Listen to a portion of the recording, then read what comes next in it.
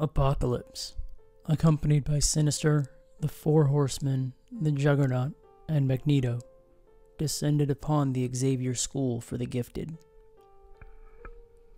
A surprise attack, no warning, no signal, no sign. Celestial was good at cloaking, so good that not even Xavier could see it coming. An all-out assault on the mansion ensued. Scott Summers, Jean Grey, Rogue, Gambit, Colossus, Kitty Pryde, Beast, Nightcrawler, Storm, and Wolverine. They all came charging out of the mansion. There, in front of the mansion, a face-off of epic proportions, a battle to end all battles ensued, one that would see every single member of the X-Men fall to ruin. Scott Summers lay bloodied and broken, unable to use his optic blasts, as Archangel had shot his spikes into his eyes. Jean Grey lay in a heap with no Phoenix to avail her, as the members of the Hellfire Club, Wingard and Emma Frost, were able to quell the Phoenix once again, while Shaw and Leland tore her to pieces on the outside. Rogue and Gambit both lay face to face, hand in hand, as Magneto speared them through their respective hearts. Colossus lay shriveled in the fetal position, his mortal body unable to fight off the disease pestilence laid upon him. Kitty Pryde is touched by famine, and her body now eats her alive. Beast in pieces strewn about the grounds at the hands of the Juggernaut. Storm and Nightcrawler were locked in a battle to the death, as they had been touched by the Horsemen of War. The only way Nightcrawler could survive was to take Storm with him, so he teleported himself with Storm inside of a mountain where they both suffocated and died. And finally, Wolverine. No one could kill the Wolverine except for Magneto, and Magneto did just that. Ripping his adamantium bone by bone from his flesh and using it to coat every organ, including his brain, Wolverine was unable to heal if there was nothing to heal. The entire team was laid to waste right in front of Xavier, and Xavier was helpless to stop it. Every mutant that showed up on that day had protective adornments to prevent Xavier from penetrating their minds. Upon seeing the carnage, Xavier cried out in pain. "What have you done to my X-Men?" Magneto responded, "Oh, Charles, this is for your own good. We shall bring about a world, a new world, a world of mutants, and you shall have a new breed of X-Men at your disposal. To that I say, let us take what we have come for." Apocalypse marched past Xavier, while the other mutants followed. With a swift punch through the floor, Apocalypse was now in the sub-basement directly in front of the door. Xavier cried out, "You can't! No! You mustn't! To bring forth a world of mutants, a world of humans must perish." Apocalypse ripped the door off, and what presented itself to him was all-powerful. It was Cerebro. Walking up to the control panel, Apocalypse donned the helmet of Cerebro and was instantly overwhelmed by its power. The shock was powerful enough to destabilize Apocalypse, but not powerful enough to stop him. It was not long before Apocalypse felt connected, felt the true power of the machine that he wielded, felt the minds of every living being, not just on Earth, but in the galaxy. Professor Xavier's eyes grew wide, and he knew what was coming. But he also knew he had to stop it. He had to get into the mind of Apocalypse. "Why, Apocalypse? Why are you doing this? There's no reason for this." "You are no closer to stopping me than the Babylonians were back in ancient Egypt." "What do you mean?" "See into my mind, and I will show you." Apocalypse forces himself into Xavier's mind, and new imagery of a desert land, huts and tables, a market of some kind, and a young boy, perhaps 12 or 13. We see, before Apocalypse, he was a young boy. Shadowkeen, come here. Where have you been all day? Oh, mother, I have been in the market. You know the market is not a place for young boys like you. It can be dangerous. I know, Mama, but I got you this. There is a loving relationship between Shadowkeen and his mother, Shanina. If Father Sharo is at home with him as well. Later in the day, we see Shadowkeen go back to the market, but this time to meet a girl. Yatta! Yatta! Where are you? Yatta! A girl with a blade comes up behind him, puts it to his neck. Shh! You're so loud. Shadowkeen smiles and turns around and whispers, Yatta! Yatta quickly turns and runs, and Shadowkeen follows. He knows where she is going, but he must keep up. She is fast and agile, one of the quickest in the town. She leads him to the spiral tower, and as she climbs, he climbs. As she swings, he swings. It is a dance these two do, an aerial symmetry, poetry in motion. They both get to the top and gaze down below in their hidden sanctuary high above the hustle and bustle below. They are chatting away when they see something on the horizon. A dust storm, but it's too small to be a dust storm. It's raiders, and not just any raiders. Raiders like this they have never seen before. Yatta and Shadowkeen yell out down below, but they're too high up to be heard. They quickly climb down in a race against time. They yell the entire way down. Yatta yells in the streets. Shadowkeen is worried about his mother and father. He looks at Yatta and pleads with his eyes to come with him to his home where they will be safe. But she stays. Shadowkeen stays. Together they warn the people in any way they could. There's a stampede, and now it's all mayhem and chaos.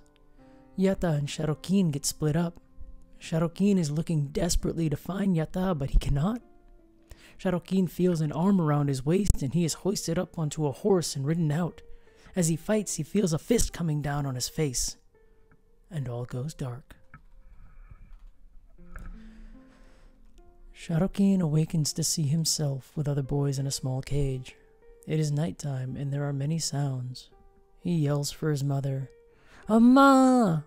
He yells for his father, Papa! But no response. He was dragged out of the small cage and walked to the other cages, and there he saw his parents. He yelled and lurched his body forward for them. Appa! Amma! The marauders held him back. They opened the cage where Shadowkeen's parents were kept and brought them out. The marauders put his parents on their knees and slit the throats of both of his parents in front of Shadowkeen. Shadowkeen was screaming. He watched them die, and there was nothing he could do. One of the marauders leaned down and spoke into Shadowkeen's ear. You are now known as Ensabanur. Through his wails, Yatta heard his cries and yelled out his name. Shadowkeen! Shadowkeen! Shadowkeen knew what was coming next, and he yelled for her to stop yelling, to stay quiet, to stay hidden. But it was too late. The marauders dragged her out, brought her in front of him. With one slit, they cut her throat as he watched again. In that instant, all his rage, all his fury culminated, unleashing a chain reaction within him, every fiber of being on fire, every molecule charged beyond combustion. His whole being exploded with rage and fury, a power that was all-consuming and uncontrollable. In that very moment, what overtook him was something beyond the known universe. He didn't know what overtook him, but he began a killing spree, killing everyone and everything in sight that resembled an enemy combatant.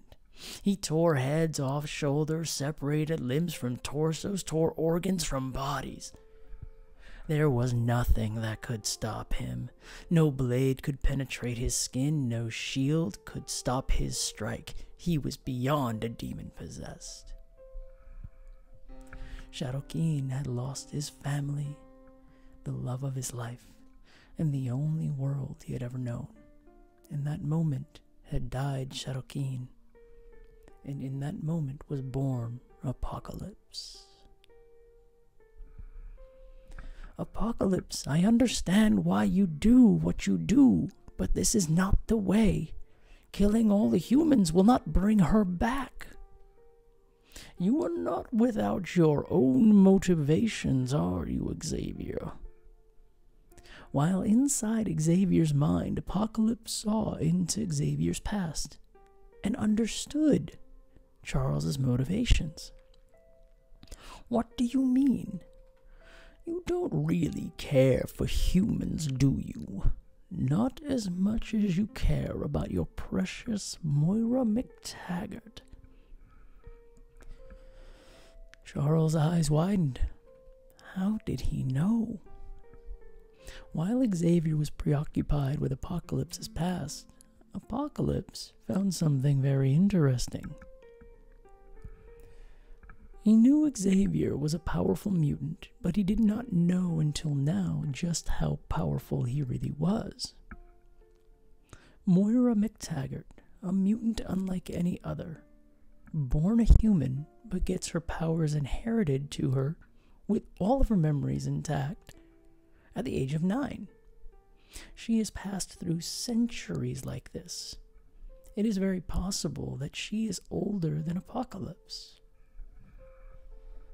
Charles didn't so much care about the human race as he did for the chances of Moira being born into a safe and wealthy home so she would not be killed before she gets her powers. If she is killed before she gets her powers, she ceases to exist. Xavier had crafted an entire world where he knew the probabilities of her birth, and that's where he would send his precious X-Men to fight. They were fodder for his love. How many X-Men were there over the course of time? How old was Charles Xavier really? I may be guilty, Charles, but you are not so innocent. With that, Apocalypse did the unthinkable. He killed the minds of every human, every non-mutant, every being that did not possess the gene across the entire galaxy. Magneto felt his dream become reality, and then he felt the weight of his pursuits. Charles was right. He was always right. Magneto was too consumed in his own rage to see it. And now he saw his mistake. He loathed Apocalypse. Magneto, in his rage, attacked Apocalypse with the metal plates of Cerebro, hurling them at the Titan.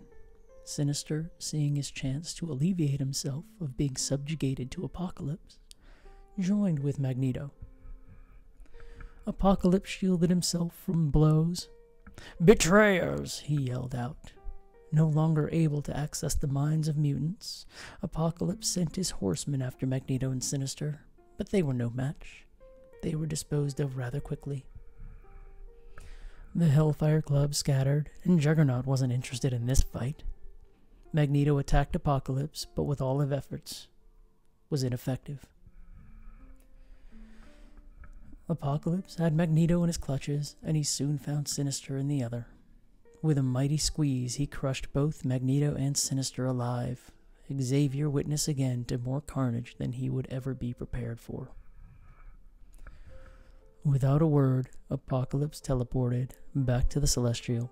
Cerebro dismantled, Apocalypse gone, no reconstruction, no justice, no vengeance.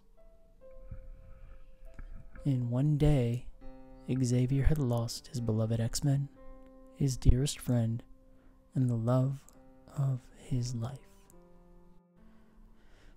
There was nothing left for Xavier to do but weep.